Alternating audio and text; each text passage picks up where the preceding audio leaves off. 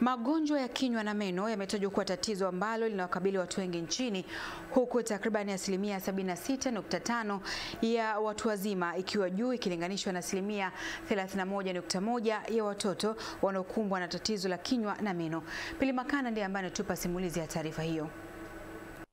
Ugonjwa wa kinywa na meno ni miongoni mwa magonjwa hatari zaidi kwa binadamu, ikiwa ni changamoto inayoweza kupelekea mwathirika kushindwa kula chakula au kutumia kinywaji na hatimaye kudhoofisha afya yake. Akiwa jijini Dar es Salaam katika uzinduzi wa maonyesho ya meno Tanzania TDE, afisa mkuu wa meno na mkurugenzi msaidizi wa huduma za afya ya kinywa kutoka Wizara ya Afya Dr. Baraka Nzobo amesema magonjwa hayo yanawaathiri watu wengi nchini, jambo linalohitaji suluhisho ya kukabiliana na tatizo hilo. Hakuna Mtanzania ambaye tunataka atibiwe kwenye mazingira mabovu. Dada, unaweza kunakubali kunaenda sehemu kliniki ya kinywa na meno haieleweki, utakubali kutibiwa? Hapana. Tuna makampuni ambayo yanazalisha bidhaa za tumbaku, zinalipa kodi, jambo jema, lakini lazima tutoe elimu ya afya kwamba jamani, unatumia bidhaa hii, lakini kwenye upande wa afya kuna changamoto 1, 2, 3 unaweza kuipata. Na ndio maana unaona kabisa hata kwenye paketi ya sigara wamesema kabisa uvutaji wa sigara ni nini? Ni hatarishi kwa maisha yako. Kwa hiyo mtu mzima ameelimishwa, anapochukua uamuzi bado mimi natumia, lakini tayari nimeshapewa nini?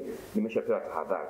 Aidha, Dr. Nzobo amesema serikali imewekeza zaidi ya shilingi bilioni 13 katika ununuzi wa vifaa tiba kwa ajili ya kushughulikia changamoto za afya ya kinywa na meno nchini. Serikali inatumia fedha nyingi mno katika kutibu magonjwa haya. Sasa kwa pamoja tukishirikiana, manake watu watafanya biashara, wananchi watatumia hizo bidhaa, lakini upande wa pili lazima tutoe elimu ya afya kwamba ninatumia chakula hiki, nitumie kwa kiwango gani. Hii Tanzania Dental Expo itakuwa na sehemu kubwa kama 3.